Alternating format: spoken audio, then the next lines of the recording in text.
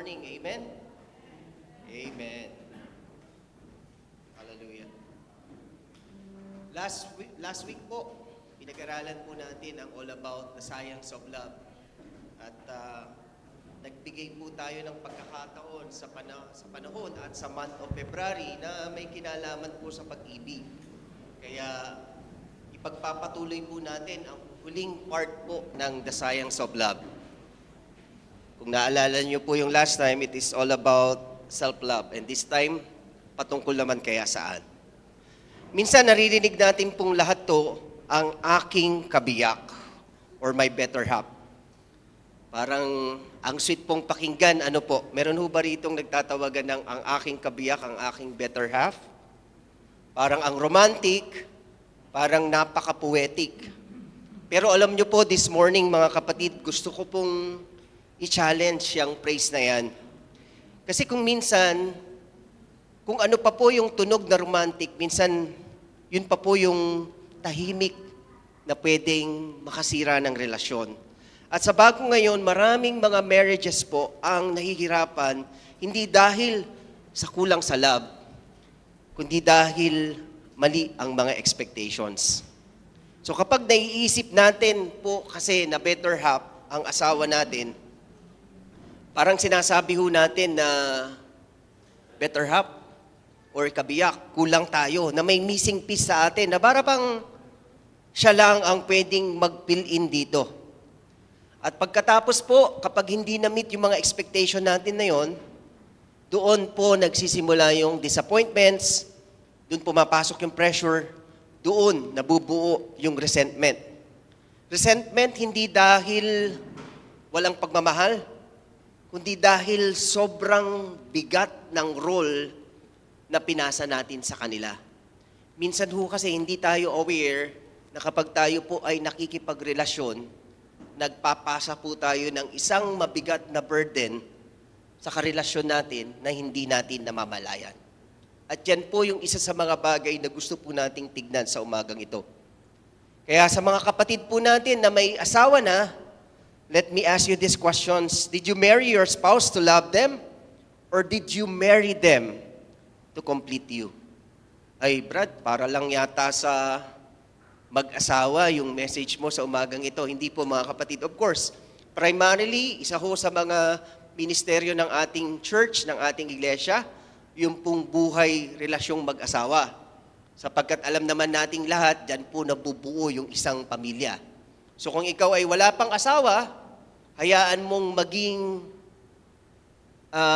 preventive para sa iyo ang ating mga pag-aaralan. Meaning to say, maging advanced na pagtuturo sa iyo. Nang sa gayon magkaroon ka ng idea, kapag dumating ka sa tamang edad, alam mo na yung gagawin mo. Kasi mahirap kasi kapag hindi dati na pag-aralan ito, baka kapag nahuli tayo ng konti sa panahon, instead na maging preventive ang salita ng Panginoon, minsan parang nagiging curative na lang. Kailangan nating marinig para maghilom tayo, para gumaling tayo. So ano man po ang sitwasyon natin sa buhay, matanda man tayo, bata man tayo, sa biyaya ng Panginoon at sa tulong ng Banal na Espiritu Santo, alam ko pong maiintindihan nyo kung ano yung gustong ipahiwatig at ipaalala sa atin ng Panginoon sa umagang ito. Naalala ko po tuloy yung isang kwento ng isang husband. At ito po yung initial na sinabi ng husband na talaga pong tumanim sa puso ko. Ang sabi niya, Brad, akala ko kapag pinakasalan ko na siya, maayos na ako. Ito po kasing guy na to, lumaki po siya sa isang broken family. Alam niyo yung walang affirmation, walang security, walang clear identity kapag minsan nanggagaling ka sa ganong estado. At pagkatapos po, itong nakilala niyang wife niya, isang strong, isang stable, at isang loving woman. Kaya po sa puso niya at sa isip niya, nasabi niya bigla, I'm sure, siya na yung magkukumplete sa akin. Siya na talaga yung missing piece para sa akin. So at first, parang romantic pakinggan, pero alam niyo po, years later, napansin itong lalaking ito na parang nagbago siya. Mabilis na siyang mag-offend, mabilis na siyang magselos, sobrang seloso niya, at saka madalas emotionally demanding siya. na hindi niya naman sinasadya. Bakit nagkaganon siya? So ayan po yung isa sa mga bagay na dapat nating tignan. Ano yung mga naging dahilan kung bakit dumarating ang isang tao sa mga ganong sitwasyon. Alam niyo po kasi, na-realize niya na every time na hindi mapipiliin ng asawa niya yung emptiness sa loob niya, feeling niya, nare-reject siya. Hanggang sa isang araw, habang nagtatalo po sila, siguro nagpatong-patong na yung kanilang mga hinaing at sama ng loob, hindi na po kinaya ng asawa niya. Bigla na lang umiyak yung kanyang wife at sinabi, "Asawa mo nga ako, pero hindi ako ang Diyos mo." At dun po, grabe, sa isang sentence pa lang na yon, nadurog agad yung puso niya. Tapos dun niya po na-realize na hindi niya pala pinakasalan yung asawa niya para mahalin, kundi pinakasalan niya para lang ayusin siya, para lang makabawi siya sa buhay na pakiramdam niya, na-miss niya nung bata pa siya. At ito po mga kapatid, ang isa sa pinakamalalim na regrets ng marriage, mga dasayang of love. Yung bang kapag inasahan mong kaya mong karguhin ang buhay ng asawa mo, pero in the end, alam mo ang Diyos lang ang pwedeng kumargo dito. And this is one of the deepest regrets in marriage, na kapag ang expectation mo kakaiba sa reality mo. Some of you mga kapatid, alam kong hindi kayo galit sa asawa nyo. Pero probably, pagod lang kayo. Pagod kasi ang bigat ng responsibility na hindi naman dapat para sa inyo. Kasi sa totoo lang, your spouse is not your better half. They are your covenant partner. And calling your wife or your husband your better half may sound sweet, kaya lang, it creates a problem there na para bang sinasabi mong half lang ako without you, hindi ako buo kapag wala ka. Kasi it poses a danger because if you believe you're incomplete, diba? Hinahanap mo yung kabiyak mo, hinahanap mo yung kapartner mo, hinahanap mo yung bubuo sa'yo. Meaning to say, hindi ka pa kumpleto. Kasi may hinahanap ka pa. Kapag ganun ang naging ugali mo, you'll become clingy, you'll become insecure, you'll expect your spouse to fix your emotional damage. Alam naman po nating lahat na hindi ang wife mo or ang spouse mo ang Messiah mo, kundi si Lord lang ang completeness mo. Kasi po, ikaw mismo, buo ka na kay God. Yun nga yung pinag-aralan natin last week. Napaka-importanting alam mo yung identity mo. And marriage is not dalawang kulang na tao na nagkalapit, kundi marriage is dalawang buo na tao na nag-commit. At ito po yung matatawag nating mature love, ito po yung matatawag nating covenant love. Ito po yung grown-up love na meron tayo dapat sa isang marriage bilang Kristiyano. Kaya kung tinuturo po yung mga ganitong bagay, even sa mga paaralan, sa mga sociology class, sa mga behavioral subjects, behavioral science, mas karapat dapat pong pinag-aaralan ito dito mismo sa loob po ng ating iglesia. So sa lesson po natin this morning, we're gonna learn how to break emotional dependency in marriage. Kasi akala mo okay ka. Pero dun mo lang malalaman kung bakit ka nagkakaganyan. Kasi meron ka palang emotional dependency sa loob mo. Mga kapatid, samahan niyo po akong manalangin, mga kapatid. Hallelujah. Hallelujah. Ama naming Diyos, maraming salamat po sa pagkakataon na ito na muli po kaming nagkatipon-tipon bilang pamilya mo. Maraming salamat po sa gift of marriage, sa gift of relationship na design mo hindi lang para sa mga aming mga better halves, kundi para sa aming mga covenant partners, Panginoon. Kaya Panginoon, sa mga sandaling ito, linisin mo po ang aming mga puso ngayon, Panginoon. Kung may mga maling paniniwala man kami tungkol sa pag-ibig sa marriage or sa roles namin bilang isawa, itama mo po sa pamamagitan ng iyong mga salita. Panginoon, ang iyong pong mga salita ang pinakamainam na salamin para sa aming mga buhay. Kaya tulungan mo po kami na makita ito lucidly through your words. Teach us, Panginoon, that we are not broken two halves trying to complete each other, but we are two whole individuals made complete in choosing you every day to walk in covenant with you, Lord. Kaya, Holy Spirit, tulungan mo kami to speak to the husbands and to the wives today, that we may heal wounds, that we may restore intimacy, that we may remove pride during our study this morning. Panginoon, turuan mo po kaming magmahal, hindi lang base sa feelings, kundi base sa commitment at faithfulness na itinuro mo po sa amin. Prepare our hearts to receive your message, and let your word transform not just our minds, but our marriage and our homes as well. Panginoon, ibinabalik po namin sa inyo lahat ng kapurihan. All glory and honor belongs to you. In the mighty name of Jesus we pray. Amen, amen. Amen. Praise God. Ang title po ng ating serye today is pinamagatang From Couple Goals to Covenant Goals. The expectations in marriage versus the reality. At ito pong topic na ito is all about emotional dependency in marriage. So the first point that I would like to share with you is, point number 1, why the term better half is a dangerous idea. Kasi po, when you say better half, para mo na rin sinabing, kagaya ng sinabi natin kanina, you're half, you're incomplete, you're lacking.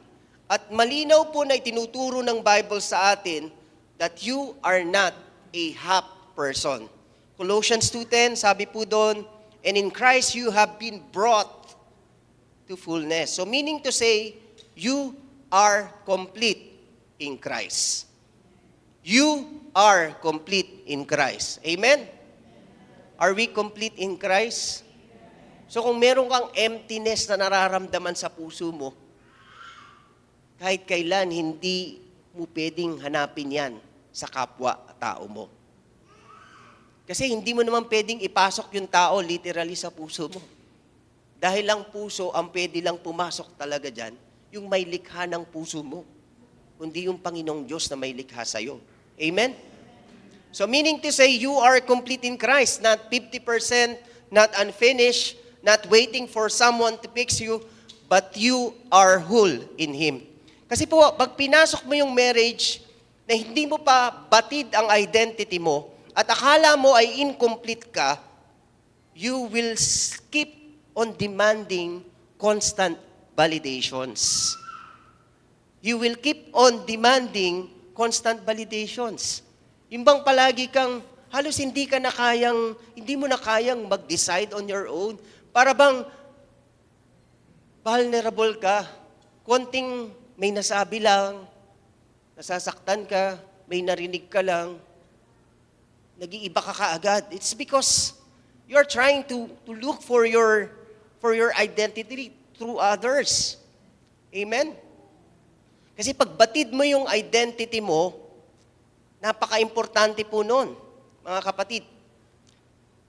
Pag hindi mo batid yun, you become overly independent. At ang masama po doon, masyado kang vulnerable, you feel threatened easily, kaya nagiging oversensitive ka to the point na even yung mga small issues can actually turn into identity crisis for you. Imbang, alam mo naman na role mong magtrabaho bilang tatay ng tahanan. Pagod ka. Pero ang bilis-bilis uminit ng ulo mo. Palagi mong dahilan, pagod ako, kaya pwedeng uminit yung ulo ko. Kasi medyo mababaw, hindi mo talaga nalalaman yung tunay na identity mo sa Panginoon. Kaya kung minsan kapag napupuno yung emptiness mo sa buhay mo, nagpapanik ka, at kapag ganun yung reaction mo, hindi na yun romance. Hindi na yun romantic kung hindi pressure na yun. At kapag yung pressure na yon sa loob ng isang relasyon, nagpatong-patong, anong mangyayari doon? Sasabog. Amen? Nakakita na po ba kayo ng sumasabog na tao? Araw-araw po. Meron ba? Kapag may mga taong sumasabog, ibig sabihin meron pong malalim na dahilan yan. At yan po yung kailangan nating ugatin. Ano pa po? The second point that I would like to share with you, only God completes you. Sabi ho sa Genesis 2:24, and the two become one flesh. Pansin niyo po ito mga kapatid, it does not say, and the two halves become whole. It says the two become one. Buong tao na si Adan bago pa dumating si Eva. At buo na rin si Eva bago pa sila pinagsama. Kaya ang marriage po is not equal to a half person and another half person to become one whole. No. Marriage is a whole person plus another whole person in covenant with God. Covenant siya kasi it involves not just two parties, the husband and the wife, but it also involves God. Kaya po ako mga kapatid, na-realize ko na sa tingin ko hindi dapat marriage contract yung tawag sa papel na pinipirmahan kapag kinakasal. Dapat yata ang tawag po doon is marriage covenant, dapat. No wonder, kaya siguro yung separation, yung mga divorce, nangyayari para sa isang marriage contract. Kasi pag nagkasundo yung babae at nagkasundo yung lalaki, na ayaw na nila, nagpipirmahan uli sila, naboboid na yung contract. Nasaan na yung Panginoon? Nasaan na sa eksena? Nung nagpakasal kayo, ang nagkasal sa inyo, nag-represent sa inyo, yung nagkasal mismo sa inyo. At kasama ang Panginoon sa covenant na yon. Amen?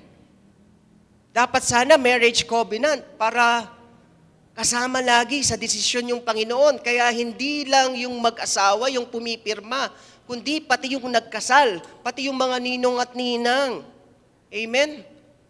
Kaya mga kapatid, kapag nag-a-attend ka ng kasal, makinig po tayo, ang unang ministry mo talaga doon ay tumayo bilang isang witness. Kaya po, logically speaking, isang kawalang galang dito yung hindi mo pag-witness or pag-attend mismo sa ceremony ng kasal. So, ibig sabihin, nakikipagkasal ka at nakikipag-celebrate ka sa kasal, dapat through the ceremony. Marami ho di ko ho nilalahat. Bato-bato sa langit ang tamaan. Buti nga. A-attend ng kasal. O di ba, attend ka ng kasal? Hindi. Di pa tapos eh. Isa ka pupunta doon sa reception, pagkakain na. Hindi po ganun yung kasalan, mga kapatid. Yung reception po kasi, pasasalamat lang po yun ng mag-asawa sa pag-witness mo sa kanila. Kaya bilang Kristiyano po, sana po, irespeto po natin, hindi lang yung kasal o yung kinasal, kundi pati yung covenant nila sa Panginoon. Hindi yung eat and run ka palagi. Kawalang respeto po yun dahil ang kasalan, isang gawain din po yan para sa Panginoon. Amen? Pag uma-attend ka ng kasal, isang banal na gawain din yan. Amen? Ang matindi po dito, minsan, hindi ka lang eat and run. Minsan, Sharon ka pa ng Sharon.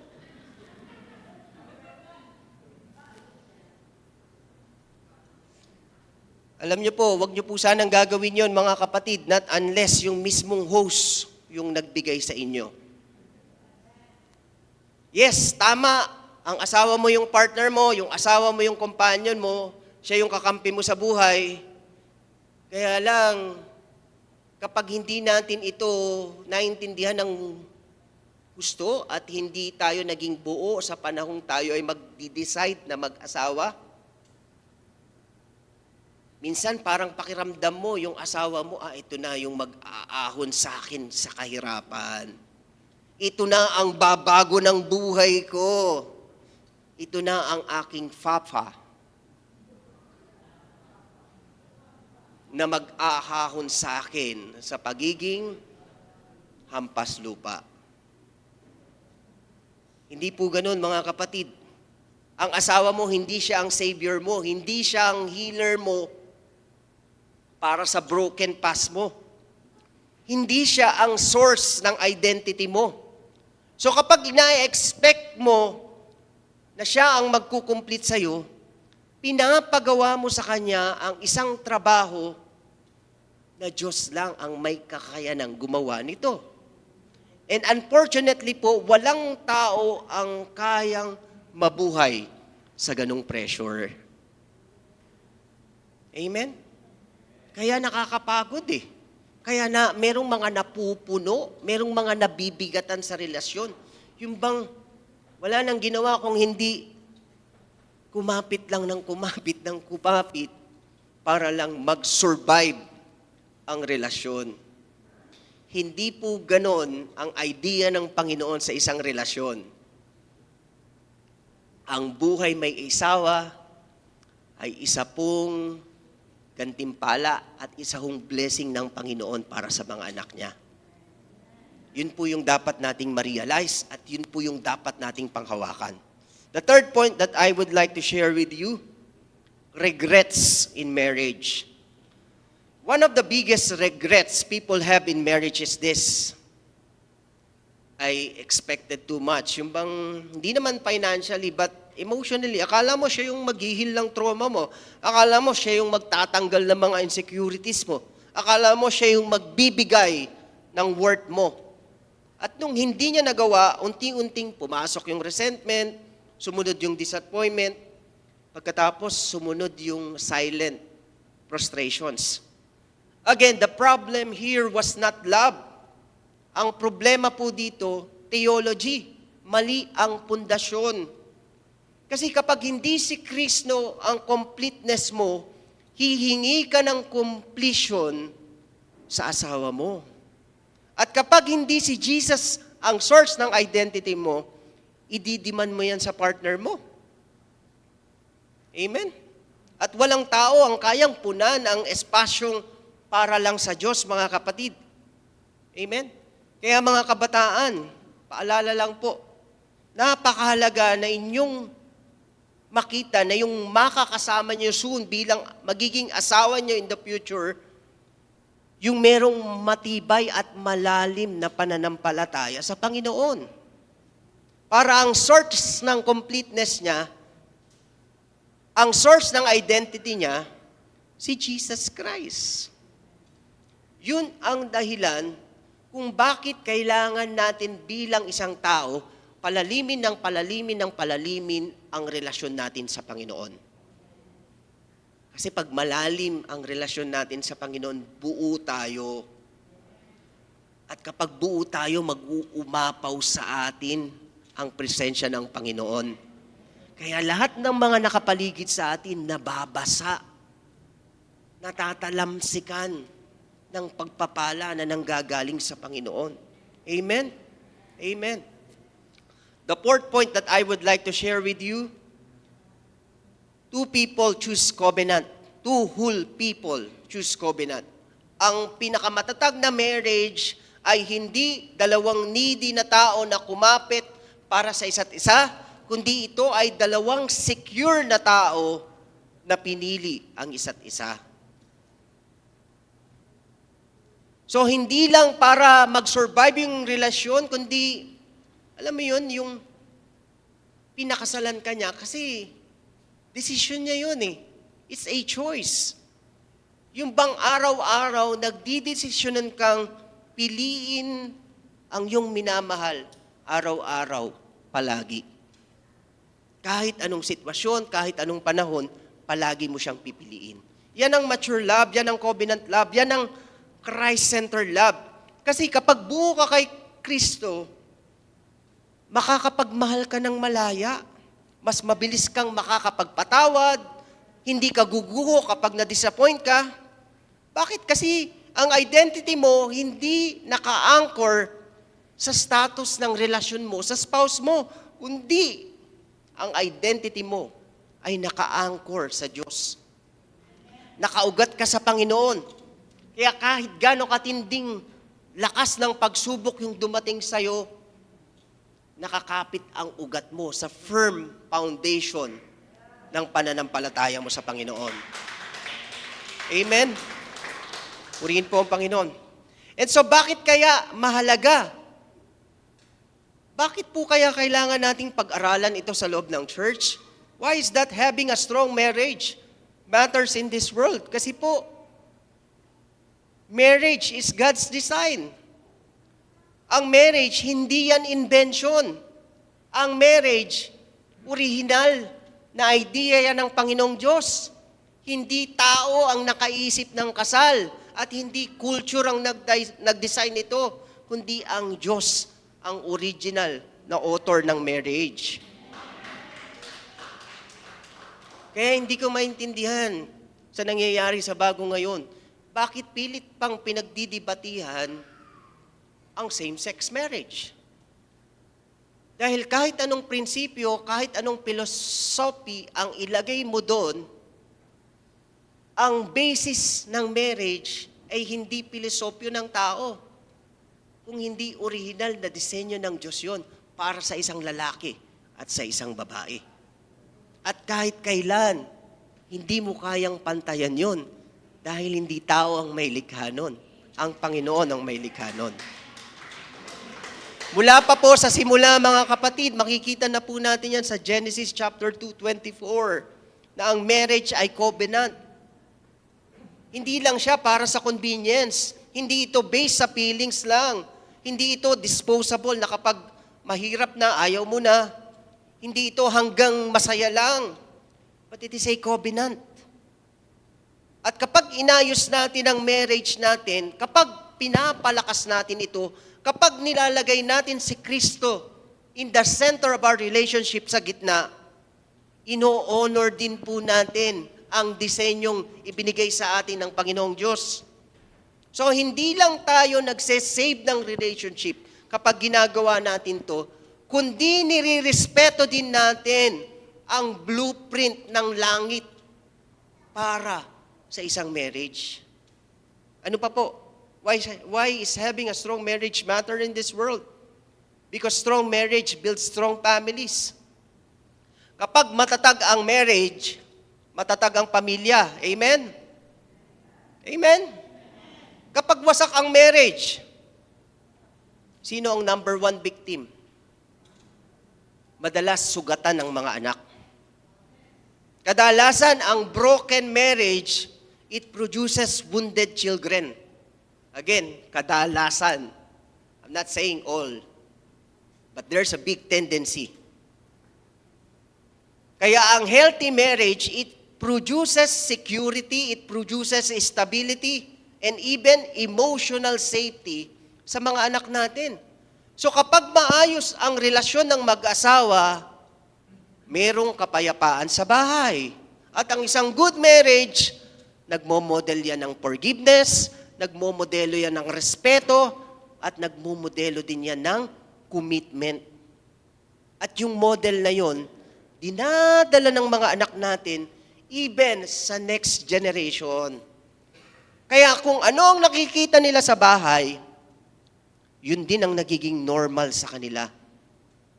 Kaya kapag pinapalakas mo ang marriage mo, hindi lang sarili mo ang tinutulungan mo.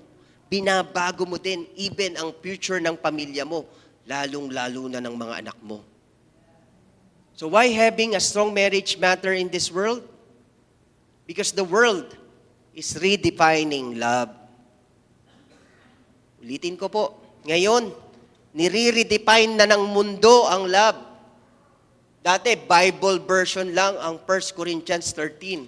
Ngayon, meron ng TikTok version. Kasi nga, nire-redefine. Sa bagong ngayon, ang love kadalasan, nakabase na lang sa feelings, nakabase sa convenience, at even sa mentality. Para bang, if it works for me, okay, go ahead, sige, tayo na. It works for me, I'm good. So kapag masaya ka, you stay. Kapag mahirap, ayoko na. Na tayo, exit. Pero iba po yung tinuturo ng Bible, mga kapatid. Ang tinuturo po ng Bible ay isang covenant love. Isang sacrificial, isang patient love, at isang enduring love. Makikita natin yan doon sa binasa natin kanina, na binasa ni Sister Nelia sa 1 Corinthians 13. Hindi ito love na depende lang sa mood, hindi ito love na temporary, at lalong hindi ito love na disposable. Ang panahon ngayon, ang dali-daling. Para bang napaka-common na lang ng... Kaya tignan nyo yung ating mga kabataan ngayon. They are bright, they are smart, but they are emotionally vulnerable. At malaki ang parte po natin dito, mga kapatid, bilang Kristiyano. At lahat yan, nag-uugat yan sa pagtingin mo at pag-usisa mo ng totoong identity mo sa Panginoon. Kaya napaka-importanting buong-buo ka sa Panginoon. Amen? Kasi kapag healthy ang marriage mo, nagiging testimony ka na sa mundo eh. You are the Bible people read.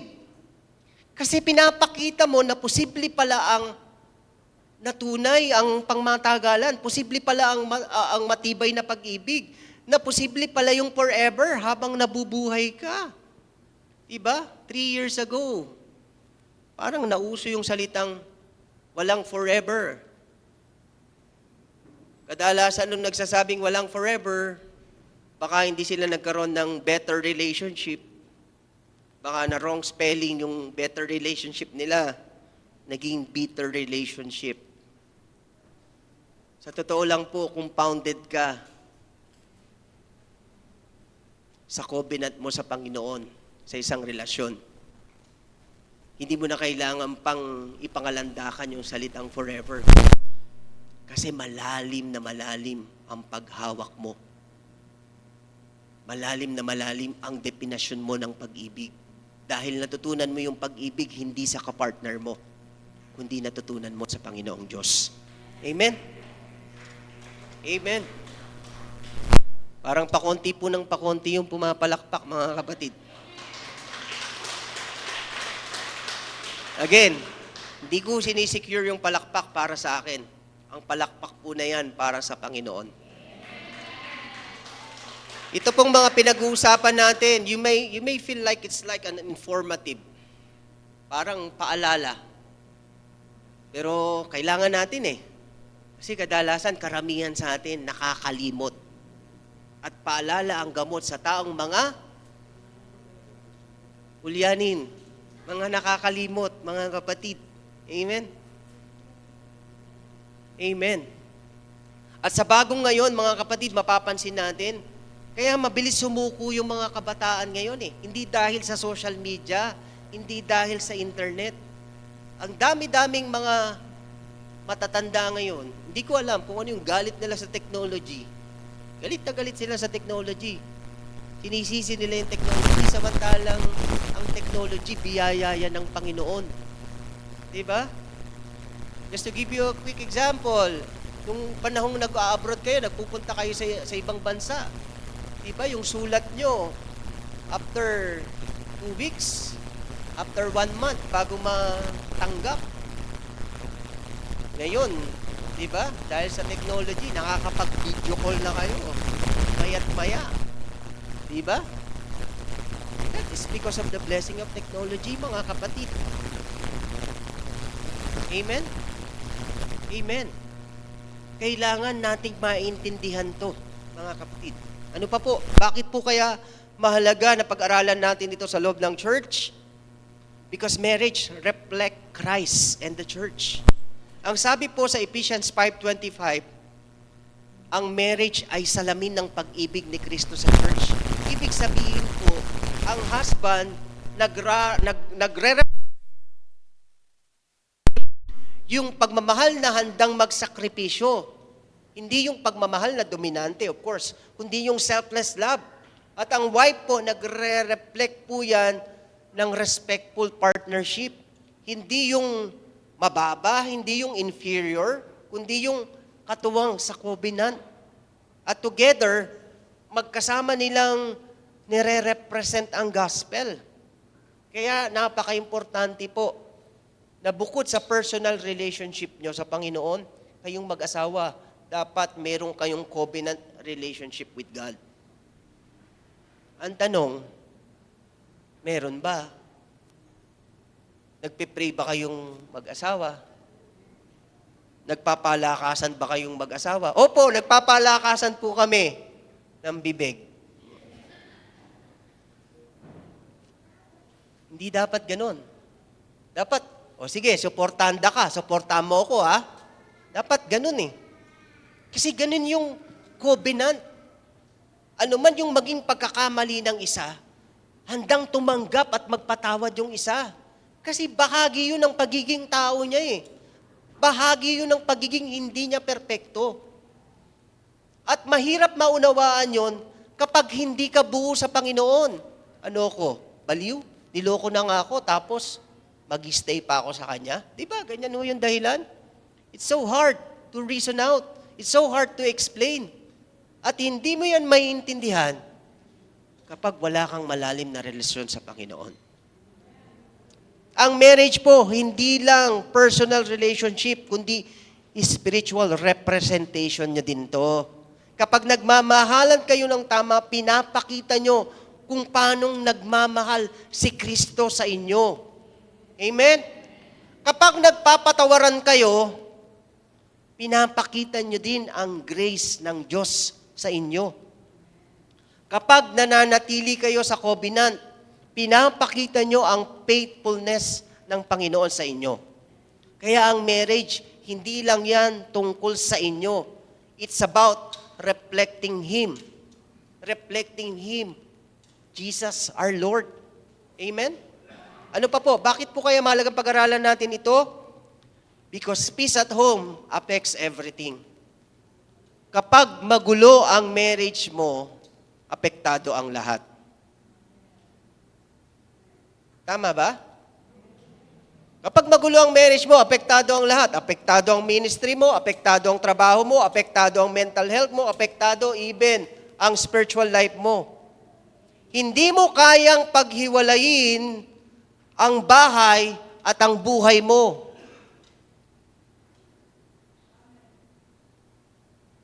Kung may tension sa bahay mo, dala mo yan kahit saan ka magpunta. Pero kapag healthy ang marriage mo, mga kapatid, meron kang peace sa puso mo, may lakas ka, may stability ka, at may foundation ka. At totoo ito dahil if we want to fix the world, we must first fix the home. And if we fix the home, we must start it with marriage, mga kapatid. Pero bago natin ayusin ang marriage, kailangan muna nating magsimula sa sarili natin. At ito po yung pinag-aralan natin last week. Kailangan alam natin kung sino tayo kay Kristo. Kasi hindi mo mabibigay ang wholeness mo kung ikaw mismo hindi ka buo. At hindi mo maitatayo ang covenant mo kung hindi mo kilala ang identity mo. Dahil ang tunay na pagbabago ng tahanan, nagsisimula ito sa isang pusong buo kay Kristo. Pakatandaan po natin mga kapatid, hanggat hindi ang Diyos ang nagtatayo ng tahanan, ang mga nagtatayo nito ay nagtatayo sa wala. Yan po yung sinabi ng awit 127:1. Hindi dahil malaki yung sahod mo, hindi dahil maimpluwensya kang tao, hindi dahil healthy ka physically. No. All of those things will soon pass. Walang permanente sa mundo, mga kapatid. At ang pinaka-importante lang na pwede mong panghawakan, yung relasyon mo sa Panginoon. Kaya mga kapatid, this morning, alam kong meron pong nire-reset ang Panginoon sa atin. Hindi na natin dapat ilagay ang asawa natin sa responsibility na para bang siya yung magpupuno sa atin. Hindi na natin hihingin sa tao ang kaya lang ibigay ng Panginoon because the truth is, hindi ang spouse mo, ang completeness mo, hindi ang marriage mo, ang identity mo, at hindi lang ang relationship ang source mo. Si Lord lang. Amen? Amen. Purihin ang Panginoon. Mga kapatid, probably some of us entered marriage empty. Nung pinasok natin ang buhay may asawa, baka 3/4 ka pa lang, o 5-6, o sabihin mo na 99% pa lang po akong complete, may kulang pa. And then we expected love to save us. But this morning, mga kapatid, we have to remember, ano man ang kulang sa atin, it is only God who can save us. It is only God who can fill us. And it is only God who can heal us. And God can complete you, mga kapatid. And when you realize that, that's the time to stop. You stop worshiping your expectation. You stop worshiping your marriage itself. And you start worshiping the one who designed it. Because of who He is. He is our Jehovah Jireh, our provider. He is our Jehovah Shalom, our peace. Amen? He is our healer. Amen? He is our restorer. He is our completeness. Not because of what He gives, not because of what He fixes, but because of who He is. So mga kapatid, sa umagang ito, as part ng pasasalamat natin sa Panginoon sa paalalang ipinagkaloob niya sa atin sa umagang ito, I would like to request everyone as a sign of our worship to please stand up. And let us sing this song, and let this song be a prayer for us this morning. Let this be a surrender. Let this be a declaration na, Lord, Ikaw po ang source ko, Panginoon. Ikaw po ang center at Ikaw po ang completeness ko, Panginoon. And from a place of wholeness, from a place of surrender, mga kapatid, samahan niyo po kong magbigay ng papuri sa ating Panginoon sa umagang ito. And let's sing the song.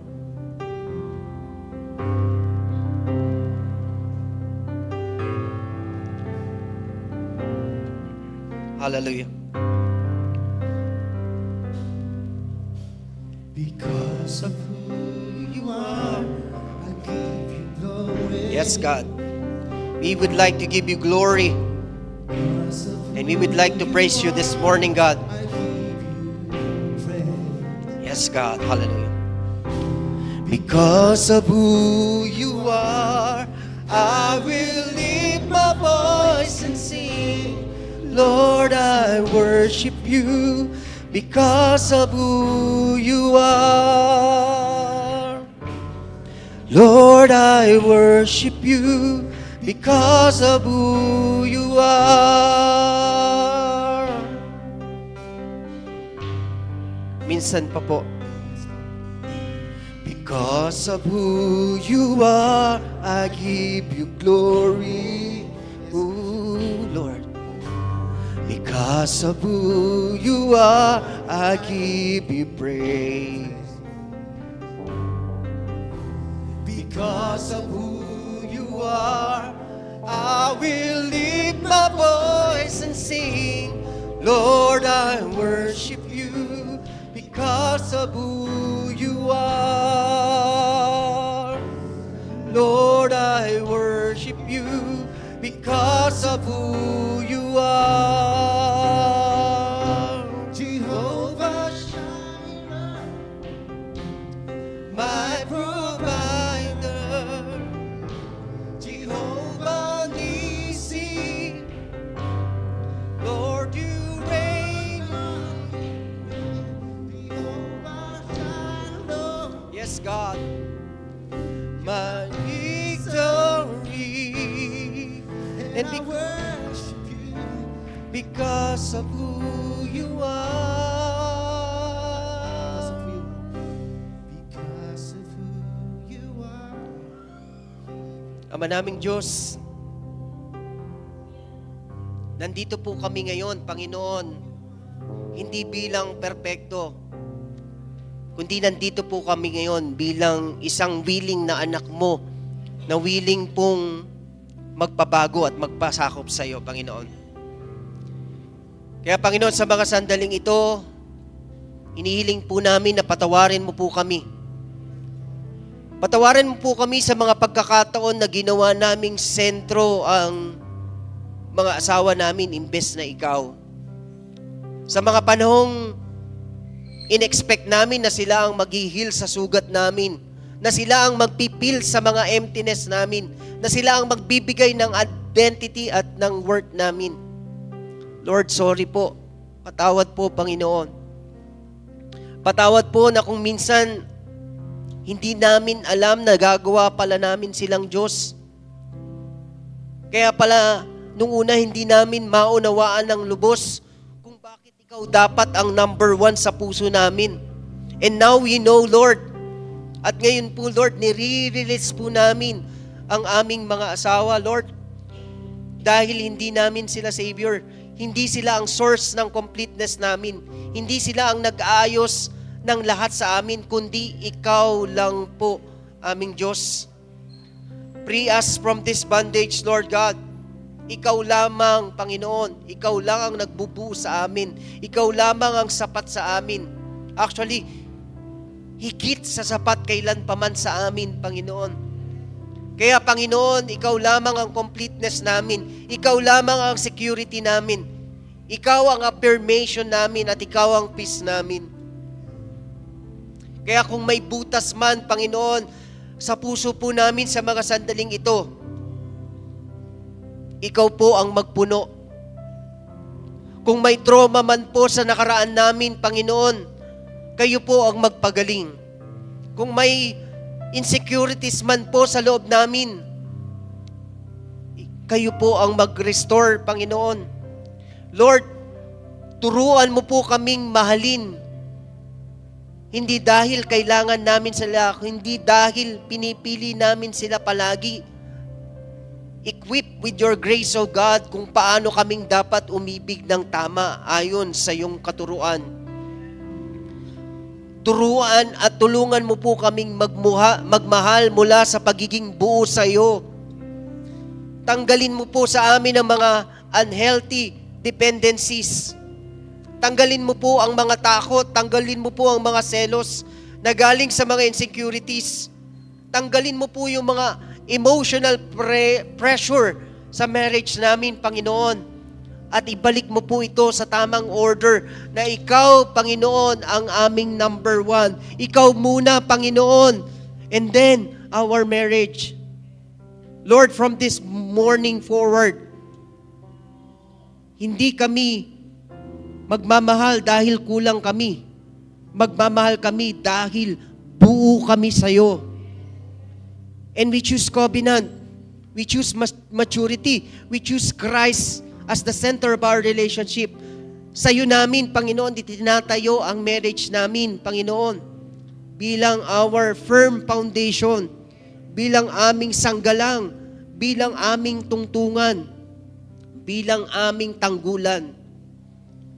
Panginoon, salamat po dahil sa mga simpleng mga paalalang ganito.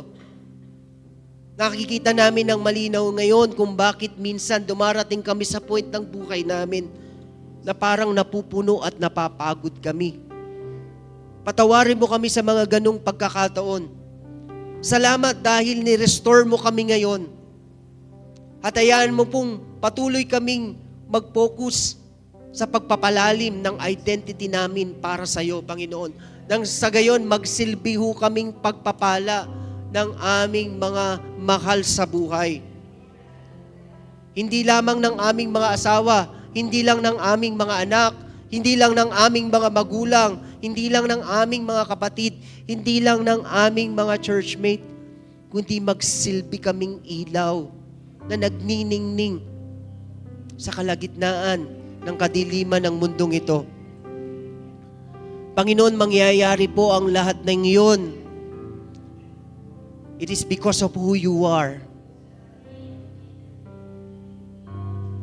It is because of who you are, Panginoon, na mabibigyan ka namin ng pinakamataas na papuri, Lord God, na sa kabila ng aming mga pagkakamali from the past, walang patumanggang pagtanggap ang pinagkakalob mo po sa amin. Panginoon, sa mga sandaling ito, you could see my brothers and sisters right now. At alam ko pong walang lingid sa iyo. Wala kaming pwedeng itagong sekreto sa iyo, sapagkat ang lahat ng bagay ay batid mo. Ano man ang mga kanya-kanyang sitwasyon ng aking mga kapatid na ito, ano man, Panginoon, ang naging dating ng mensaheng aming narinig, it would be preventive or it will be curative. Hayaan mong mag-manifest ito, Panginoon, at magkaroon ng halaga at buhay ito sa pamamagitan ng iyong banal na Espiritu Santo. Kaya sa mga sandaling ito, buong kababaang loob po naming itinatanggap ang pagtutuwid mo, ang pagtuturo mo, at ang pagtatama mo sa amin. Ikaw nawa ang mapapurihan sa aming buhay. Ikaw nawa ang mapapurihan sa aming relasyon. Ikaw nawa ang maitaas sa aming tahanan. That people around us will see that you are the God that we worship. That you are the Lord we attributed everything into. Sa inyo po lahat ng kapurihan. Sa inyo po lahat, Panginoon, ng pagsamba. For you deserve all this. Maraming salamat po, aming Amang nasa langit, aming Panginoong Jesus at Diyos Espiritu Santo. Ito pong aming panalangin, ang lahat po ng anak ng Diyos ay magsabi ng malakas na Amen. Amen. Praise God.